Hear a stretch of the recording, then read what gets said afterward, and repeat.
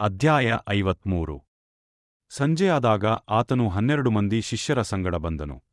ಪಸ್ಕಹಬ್ಬದ ಮುಂದೆ ಯೇಸು ತಾನು ಈ ಲೋಕವನ್ನು ಬಿಟ್ಟು ತಂದೆಯ ಬಳಿಗೆ ಹೋಗಬೇಕಾದ ಕಾಲ ಬಂತೆಂದು ತಿಳುಕೊಂಡು ಲೋಕದಲ್ಲಿರುವ ತನ್ನವರನ್ನು ಪ್ರೀತಿಸಿ ಪರಿಪೂರ್ಣವಾಗಿ ಅವರನ್ನು ಪ್ರೀತಿಸುತ್ತಾ ಬಂದನು. ಅವರು ಊಟಕ್ಕೆ ಕೂತುಕೊಂಡಿದ್ದರು. ಅಷ್ಟರೊಳಗೆ ಸೆತಾನನು ಸಿಮೋನನ ಮಗನಾದ ಇಸ್ಕರಿಯೋತ ಯೂದನ ಮನಸ್ಸಿನಲ್ಲಿ ಯೇಸುವನ್ನು ಹಿಡುಕೊಡಬೇಕೆಂಬ ಆಲೋಚನೆಯನ್ನು ಹುಟ್ಟಿಸಿದ್ದನು. ಯೇಸು ತನ್ನ ಕೈಯಲ್ಲಿ ತಂದೆ ಎಲ್ಲವನ್ನೂ ಕೊಟ್ಟಿದ್ದಾನೆಂತಲೂ ತಾನು ದೇವರ ಬಳಿಯಿಂದ ಹೊರಟು ಬಂದಿದ್ದು ಮತ್ತೆ ದೇವರ ಬಳಿಗೆ ಹೋಗುತ್ತೇನೆಂತಲೂ ತಿಳುಕೊಂಡವನಾಗಿ ಊಟವನ್ನು ಬಿಟ್ಟು ಎದ್ದು ಹೊದ್ದಿದ್ದ ಮೆಲ್ಹೊದಿಕೆಯನ್ನು ತೆಗೆದಿಟ್ಟು ಕೆಪಾವುಡವನ್ನು ತಕ್ಕೊಂಡು ನಡುವಿಗೆ ಕಟ್ಟಿಕೊಂಡನು. ಆಗ ಬೋಗುಣಿಯಲ್ಲಿ ನೀರು ಹಾಕಿಕೊಂಡು ಶಿಷ್ಯರ ಕಾಲುಗಳನ್ನು ತೊಳೆಯುವುದಕ್ಕೂ ನಡುವಿಗೆ ಕಟ್ಟಿಕೊಂಡಿದ್ದ ಕೆಪಾವುಡದಿಂದ ಒರಸುವುದಕ್ಕೂ ಪ್ರಾರಂಭಿಸಿದನು. ಹೀಗೆ ಸಿಮೋನ ಪೆತ್ರನ ಬಳಿಗೆ ಬರಲು ಇವನು ಆತನಿಗೆ, ಸ್ವಾಮಿ, ನೀನು ನನ್ನ ಕಾಲುಗಳನ್ನು ತೊಳೆಯಬೇಕೆ? ಎಂದು ಹೇಳಿದನು. ಅದಕ್ಕೆ ಯೇಸು, ನಾನು ಮಾಡುವುದು ಈಗ ನಿನಗೆ ತಿಳಿಯುವುದಿಲ್ಲ, ಇನ್ನು ಮೇಲೆ ನಿನಗೆ ತಿಳಿಯುವುದು ಅಂದನು. ಪೆತ್ರನು, ನೀನು ನನ್ನ ಕಾಲುಗಳನ್ನು ಎಂದಿಗೂ ತೊಳೆಯಬಾರದು ಎಂದು ಹೇಳಿದ್ದಕ್ಕೆ ಯೇಸು, ನಾನು ನಿನ್ನನ್ನು ತೊಳೆಯದಿದ್ದರೆ ನನ್ನ ಸಂಗಡ ನಿನಗೆ ಪಾಲಿಲ್ಲ ಅಂದನು.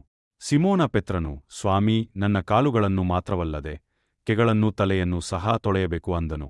ಯೇಸು ಅವನಿಗೆ, ಸ್ನಾನ ಮಾಡಿಕೊಂಡವನ ಕಾಲುಗಳನ್ನು ತೊಳೆಯುವುದಲ್ಲದೆ ಬೆರೆನೂ ತೊಳೆಯಬೇಕಾಗಿರುವುದಿಲ್ಲ, ಅವನ ಮೇಯೆಲ್ಲಾ ಶುದ್ಧವಾಗಿದೆ. ನೀವು ಶುದ್ಧರಾಗಿದ್ದಿರಿ, ಆದರೆ ನಿಮ್ಮಲ್ಲಿ ಎಲ್ಲರೂ ಶುದ್ಧರಲ್ಲವೆಂದು ಹೇಳಿದನು. ಯೇಸು ತನ್ನನ್ನು ಹಿಡುಕೊಡುವವನು ಇಂಥವನೇ ಎಂದು ತಿಳಿದಿದ್ದರಿಂದ ನಿಮ್ಮಲ್ಲಿ ಎಲ್ಲರೂ ಶುದ್ಧರಲ್ಲವೆಂದನು. ಆತನು ಅವರ ಕಾಲುಗಳನ್ನು ತೊಳೆದ ಮೇಲೆ ತನ್ನ ಮೆಲ್ಹೊದಿಕೆಯನ್ನು ಹಾಕಿಕೊಂಡು ತಿರುಗಿ ಕೂತುಕೊಂಡು ಅವರಿಗೆ ಹೇಳಿದ್ದೆನೆಂದರೆ, ನಾನು ನಿಮ್ಗೆ ಮಾಡಿದ್ದು ಏನೆಂದು ಗೊತ್ತಾಯಿತೋ? ನೀವು ನನ್ನನ್ನು ಗುರುವೆಂದು ಕರ್ತನೆಂದು ಕರೆಯುತ್ತೀರಿ. ನೀವು ಕರೆಯುವುದು ಸರಿ, ನಾನು ಅಂಥವನೇ ಹೌದು. ಕರ್ತನೂ ಗುರುವೂ ಆಗಿರುವ ನಾನು ನಿಮ್ಮ ಕಾಲುಗಳನ್ನು ತೊಳೆದಿರಲಾಗಿ ನೀವು ಸಹ ಒಬ್ಬರ ಕಾಲನ್ನು ಒಬ್ಬರು ತೊಳೆಯುವ ಹಂಗಿನವರಾಗಿದ್ದಿರಿ. ನಾನು ನಿಮ್ಗೆ ಮಾಡಿದ ಮೇರೆಗೆ ನೀವು ಸಹ ಮಾಡುವಂತೆ ನಿಮ್ಗೆ ಮಾದರಿಯನ್ನು ತೋರಿಸಿದ್ದೇನೆ. ನಿಮಗೆ ನಿಜನಿಜವಾಗಿ ಹೇಳುತ್ತೇನೆ, ದಣಿಗಿಂತ ಆಳು ದೊಡ್ಡವನಲ್ಲ, ಕಳುಹಿಸಲ್ಪಟ್ಟವನು ಕಳುಹಿಸಿದವನಿಗಿಂತ ದೊಡ್ಡವನಲ್ಲ. ನೀವು ಇದನ್ನು ತಿಳುಕೊಂಡು ಇದರಂತೆ ಮಾಡಿದರೆ ನೀವು ಧನ್ಯರು. ನಾನು ನಿಮ್ಮೆಲ್ಲರನ್ನು ಕುರಿತು ಈ ಮಾತನ್ನು ಹೇಳಲಿಲ್ಲ. ನಾನು ಆದುಕೊಂಡವರನ್ನು ನಾನು ಬಲ್ಲೆನು, ಆದರೆ ನನ್ನ ಕೂಡ ಊಟಮಾಡುವವನೇ ನನಗೆ ಕಾಲನ್ನು ಅಡ್ಡಗೊಟ್ಟಿದ್ದಾನೆ ಎಂಬ ಶಾಸ್ತ್ರದ ಮಾತು ನೆರವೇರಬೇಕಾಗಿದೆ. ಅದು ನಡೆಯುವಾಗ ನನ್ನನ್ನೇ ಆತನೆಂದು ನೀವು ನಂಬುವಂತೆ ಅದು ನಡೆಯುವುದಕ್ಕಿಂತ ಮುಂಚೆ ಅದನ್ನು ಇಂದಿನಿಂದ ನಿಮ್ಗೆ ಹೇಳುತ್ತೇನೆ. ನಿಮಗೆ ನಿಜನಿಜವಾಗಿ ಹೇಳುತ್ತೇನೆ, ನಾನು ಕಳುಹಿಸಿಕೊಟ್ಟವನನ್ನು ಅಂಗೀಕರಿಸುವವನು ನನ್ನನ್ನು ಅಂಗೀಕರಿಸುವವನಾಗಿದ್ದಾನೆ. ನನ್ನನ್ನು ಅಂಗೀಕರಿಸುವವನು ನನ್ನನ್ನು ಕಳುಹಿಸಿಕೊಟ್ಟಾತನನ್ನು ಅಂಗೀಕರಿಸುವವನಾಗಿದ್ದಾನೆ.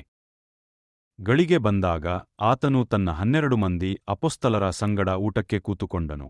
ಆಗ ಆತನು ಅವರಿಗೆ, ನಾನು ಶ್ರಮೆ ಅನುಭವಿಸುವುದಕ್ಕಿಂತ ಮುಂಚೆ ನಿಮ್ಮ ಸಂಗಡ ಈ ಪಸ್ಕದ ಊಟವನ್ನು ಮಾಡುವುದಕ್ಕೆ ಕುತೂಹಲದಿಂದ ಅಪೇಕ್ಷಿಸಿದ್ದೇನೆ. ನಾನು ನಿಮ್ಗೆ ಹೇಳುತ್ತೇನೆ, ಇದು ದೇವರ ರಾಜ್ಯದಲ್ಲಿ ನೆರವೇರುವ ತನಕ ನಾನು ಇನ್ನು ಮೇಲೆ ಪಸ್ಕದ ಊಟವನ್ನು ಮಾಡುವುದಿಲ್ಲ ಎಂದು ಹೇಳಿದನು. ಅವರು ಊಟಮಾಡುತ್ತಿರುವಾಗ ಯೇಸು ರೊಟ್ಟಿಯನ್ನು ತೆಗೆದುಕೊಂಡು ದೇವರ ಸ್ತೋತ್ರ ಮಾಡಿ ಮುರಿದು ಶಿಷ್ಯರಿಗೆ ಕೊಟ್ಟು, ತಕ್ಕೊಳ್ಳಿರಿ, ತಿನ್ನಿರಿ, ಇದು ನಿಮಗೋಸ್ಕರ ಕೊಟ್ಟಿರುವ ನನ್ನ ದೇಹ. ನನ್ನನ್ನು ನೆನೆಸಿಕೊಳ್ಳುವುದಕ್ಕೋಸ್ಕರ ಹೀಗೆ ಮಾಡಿರಿ ಅಂದನು. ಊಟವಾದ ಮೇಲೆ ಆತನು ಅದೇ ರೀತಿಯಾಗಿ ಪಾತ್ರೆಯನ್ನು ತೆಗೆದುಕೊಂಡು, ಈ ಪಾತ್ರೆಯು ನಿಮಗೋಸ್ಕರ ಸುರಿಸಲ್ಪಡುವ ನನ್ನ ರಕ್ತದಿಂದ ಸ್ಥಾಪಿತವಾಗುವ ಹೊಸ ಒಡಂಬಡಿಕೆಯನ್ನು ಸೂಚಿಸುತ್ತದೆ. ಇದರಲ್ಲಿರುವುದನ್ನು ಎಲ್ಲರೂ ಕುಡಿಯಿರಿ. ಇದು ನನ್ನ ರಕ್ತ, ಇದು ಒಡಂಬಡಿಕೆಯ ರಕ್ತ, ಇದು ಪಾಪಗಳ ಕ್ಷಮೆಗಾಗಿ ಬಹು ಜನರಿಗೋಸ್ಕರ ಸುರಿಸಲ್ಪಡುವ ರಕ್ತ. ನಾನು ನನ್ನ ತಂದೆಯ ರಾಜ್ಯದಲ್ಲಿ ದ್ರಾಕ್ಷಾರಸವನ್ನು ನಿಮ್ಮ ಸಂಗಡ ಹೊಸದಾಗಿ ಕುಡಿಯುವ ದಿನದವರೆಗೂ ಇನ್ನೂ ಕುಡಿಯುವುದಿಲ್ಲ ಎಂದು ನಿಮಗೆ ಹೇಳುತ್ತೇನೆ ಅಂದನು. ಅವರೆಲ್ಲರೂ ಅದರಲ್ಲಿ ಕುಡಿದರು.